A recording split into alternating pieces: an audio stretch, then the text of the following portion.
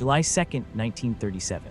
The world's most famous aviator was attempting the impossible, to fly around the entire world at the equator. With 7,000 miles behind her and just 7,000 to go, Amelia Earhart sent her final radio transmission. Then vanished, no wreckage, no bodies, no answers. Visual, radio static, empty ocean, silence. Amelia Earhart wasn't just a pilot, she was a legend. First woman to fly solo across the Atlantic. Aviation records shattered, celebrity status worldwide, but her greatest challenge awaited. Circumnavigating the globe along the equator, 29,000 miles, 40 days, history in the making. June 1st, 1937, Miami, Florida. Earhart and her navigator, Fred Noonan, departed in their twin-engine Lockheed Electra. South America, Africa, India, Southeast Asia, everything went according to plan until the final leg. July 2nd, New Guinea. The next stop, Howland Island, a tiny speck of coral in the middle of the Pacific, 2 miles long, less than a mile wide. Finding it would be like spotting a grain of sand on a football field. From 25 miles away, the U.S. Coast Guard positioned the cutter Itasca near Howland to provide radio guidance.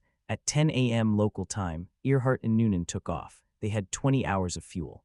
Maybe 22 if they were lucky. For hours, Earhart transmitted position reports, but something was wrong. She couldn't hear Itasca's responses. Cloudy skies obscured celestial navigation, and they were running low on fuel. 8:43 a.m. Earhart's voice came through. "We must be on you, but we cannot see you. Fuel is running low. Been unable to reach you by radio." Close-up of radio transmission log. Handwritten notes showing signal strength. The Itasca could hear her clearly, but she couldn't hear them. The radio operators tried desperately to establish two-way contact. Nothing, just silence. Then at 8:45 a.m., one final transmission. Radio waves visualized. Earhart's plane somewhere in clouds above ocean. Her voice strained and urgent. "We are running north and south." That was it. The last words ever heard from Amelia Earhart. Radio operators listened for hours. Only static. The Electra had vanished. The U.S. Navy and Coast Guard launched the most extensive air and sea search in history. 9 ships, 66 aircraft. They searched 250,000 square miles of ocean. For 16 days, they found nothing. Not a single piece of wreckage, not a life raft, not an oil slick, nothing. President Roosevelt authorized $4 million for the search, equivalent to $80 million today, but the Pacific had swallowed them whole. On July 19th, Earhart and Noonan were declared lost at sea. Did they crash into the ocean and sink immediately? Did they make it to an uninhabited island? In 1940, human bones were found on Gardner Island, now Nicumaroro, 700 miles from their intended destination.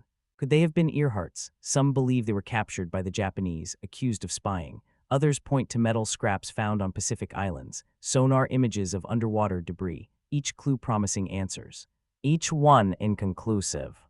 87 years later, Amelia Earhart's disappearance remains aviation's greatest mystery. Did she run out of fuel and crash? Did she survive on a remote island?